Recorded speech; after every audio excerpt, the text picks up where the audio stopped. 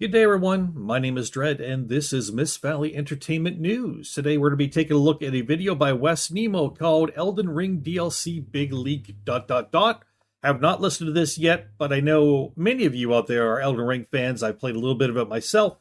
So let's get into what the big DLC leak is. And this is a video from 2 days ago as I'm recording this on February 8th. Alright guys, Wes here, welcome back to the channel, and today we have some pretty big updates for Elden Ring's DLC, Shadow of the Erdtree. So like many of you, I'm eagerly awaiting any official news on Elden Ring's DLC, and while From Software insists on keeping us in the dark, so that way they can take us by surprise at some point in the future, it seems like there are some movements being made behind the scenes to set the stage for Shadow of the Erdtree, and it feels I know many people who are eagerly looking forward to this DLC dropping. like it is finally happening. So the first major expansion for Elden Ring was announced roughly a year ago, and according to a number of trusted gaming insiders, it's been in development since around the time of Elden Ring's launch back in February of 2022. Now, Shadow of the Erdtree started as two separate expansions, but after a bit of development, From Software decided to full send this thing and smash it up into one gigantic experience that is believed to be roughly half the size of the entire base game, which if you played Elden Ring is insane. Wow, I did not know that. By the way, Elden Ring imagery, creepy, but in a really cool way. Like, it looks amazing. For me, the gameplay is too difficult, but the land looks amazing. So while we all wait for the official trailer to drop, there's been some news and leaks that have dropped recently around the internet from some eagle-eyed members of the Elden Ring community that suggests that we are very close to a reveal and release date. We have a lot to talk about, guys, so check the video chapters for easy viewing. And also, don't forget to enter my 150,000 subscriber PS5 giveaway. If you want to enter, it's super easy. All you have to do is subscribe to the channel, comment your Twitter handle, tweet me proof that you're subscribed, and I will be picking the 150,000 subscribers. Well, you've got almost 150,000. Hey, congratulations, buddy. I'm nowhere near that, nor will I ever get anywhere near that, but congratulations. I'm sure you probably worked hard to get there.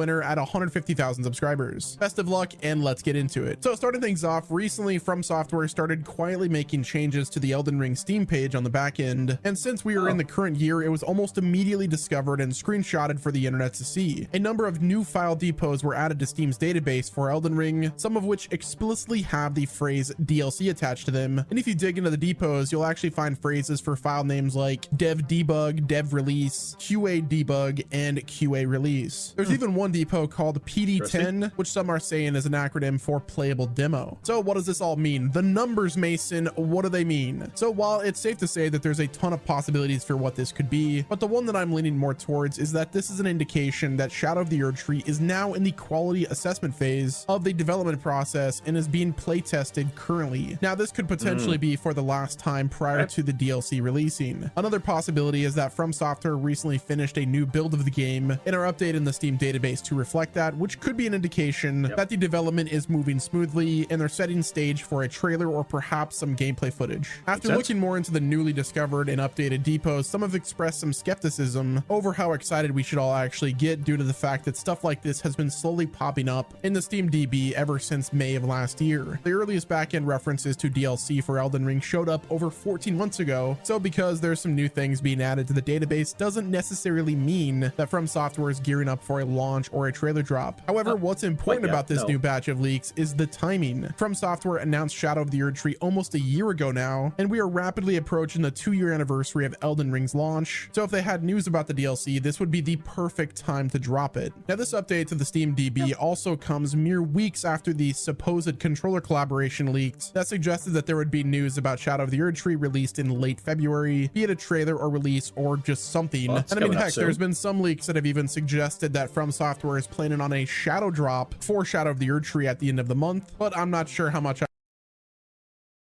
They're gonna shadow drop it like without telling anybody, just hey, it's here. I don't know, man. Just because it's called Shadow of the Erdtree, I don't think it's a good reason to do that. I think they should come out with a little bit and say, hey, it's coming out in a week or two, right? Build the hype. Boom. I believe these reports. Shadow of the Erdtree is going to be one of the biggest game launches of the entire year, and if you don't believe me, just look at how much money and traffic Cyberpunk Phantom Liberty generated. I was just going to say, this sounds like it's going to do for Elden Ring what Phantom Liberty has done for Cyberpunk 2077.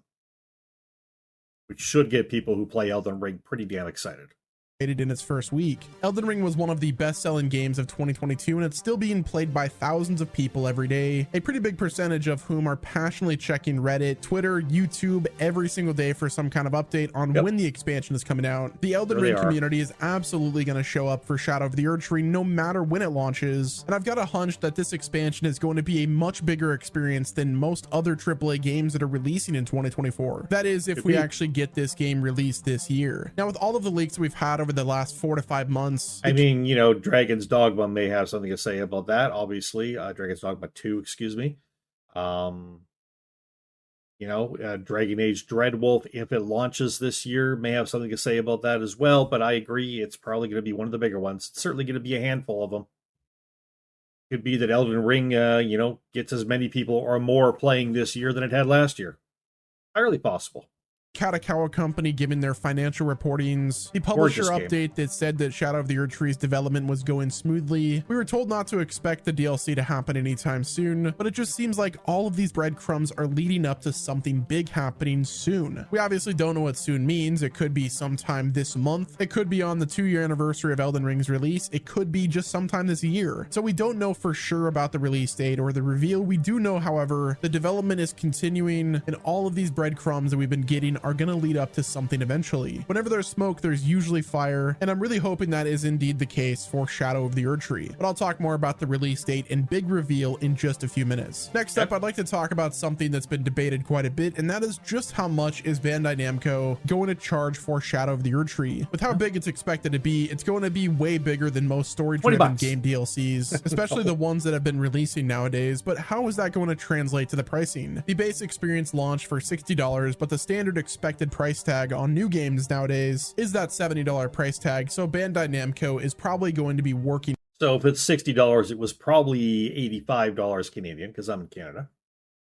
Backwards from there whenever they end up determining how much they're going to charge for the upcoming expansion. And I'm sure From Software will have some input on how much they're asking people to pay for this. I can't remember exactly what I paid for Elden Ring. I'd have to go back, and I'm not going to research that. I'm guessing it was probably $80, $79.99 likely. This expansion, but ultimately it ends up with the publisher Bandai Namco who pays the bills and will inevitably have the final say. Looking at other single player DLCs from the recent years, or rather DLC/expansions, the main two that come to mind are Phantom Liberty and Horizon Forbidden West's Burning Shores DLC. Those are two paid story driven expansions/DLC for open world games, but they have pretty wild differences in pricing. Burning Shores is currently going for $20 on the PlayStation Digital Store, while Phantom Liberty is going for $30. It's also worth mentioning that there's a kind of a big difference between a DLC and an expansion. Expansions can be reviewed as their larger experiences. DLCs are typically on the smaller scale, and I believe Shadow of the Erdtree is technically a DLC, but From Software does their DLC in a different way than everyone else. So I'm guessing that they're going to go for that DLC naming, but it's going to have the quality of an expansion as well as how big this thing is set to be. Now, it's also safe to say that Phantom Liberty had a lot more money behind it, and it's also a more time-consuming expansion, but just how much is Shadow of the Erdtree going to have compared to that? It's obviously pretty easy to tell that Shadow of the Erdtree is going to be a much bigger experience than something like Burning Shores, and I doubt Bandai Namco is going to charge $20 for it. Personally, with how anticipated this thing is and how much content is expected to be there, I'm guessing we're going to be asked to pay something in the $30 to $40 range. $30 is probably going to be on the lower end of the possibility spectrum, and $40 is a tad bit too high, but it's more than likely going to be somewhere in that ballpark. I'm also 100% expecting there to be some kind of collector's edition announced that comes with some physical goodies, maybe like a statue or a world map or something like that, maybe an ultimate edition that has. And I can see those who've gone through and defeated the game multiple times and that kind of thing, and been those kind of diehards would be interested in physical additions, not addictions. Getting yourself a figurine, a map, or whatever it may be, right? Something to go on your wall, kind of like a trophy for what you've done. I get it. People want to pay for that, they can, by all means. Both the expansion and the base game for Elden Ring, just something that will generate more revenue for both From Software and Bandai Namco. Recent financial meetings have confirmed that Elden Ring is a huge moneymaker, and everyone involved is trying to extend its life, so they're almost certainly going to have some big marketing pushes for Shadow of the Erdtree despite it being an expansion. But as I just said, I'm fully expecting there to be some sort of re-release for Elden Ring shortly afterwards, maybe alongside a complete edition, ultimate edition that includes the post-launch content and the base game. Maybe it's going to be like a game Game of the Year edition. At the end of the day, though, Elden Ring Super remains Spectacular Edition, the Post Super Spectacular Edition, the Post Super Spectacular Edition. At some point, I have to ask how many editions is too many editions. But then I play Skyrim, so I can't talk.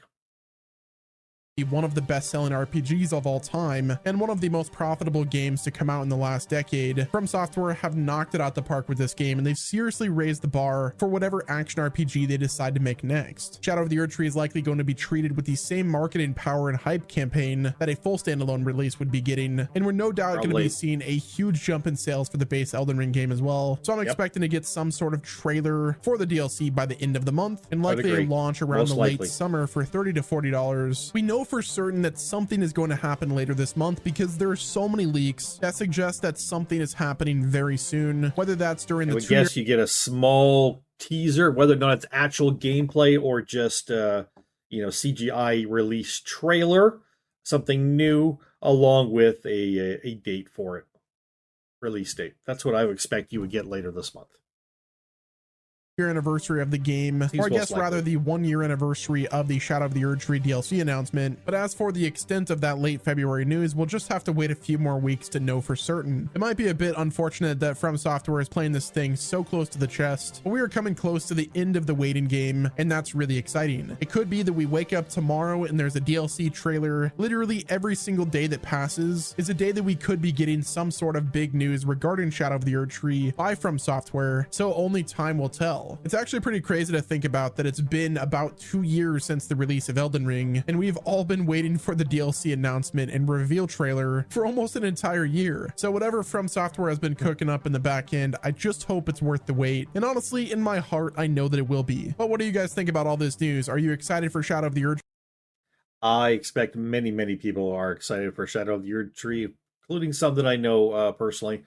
I myself probably won't be doing it because, like I say, I bought Elden Ring. I got into Elden Ring. I recorded a few episodes. I played around with it.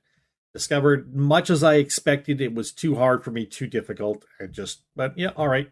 No, I know when I'm beat. I know when I can't do this kind of gaming and walk away. That's fine. It was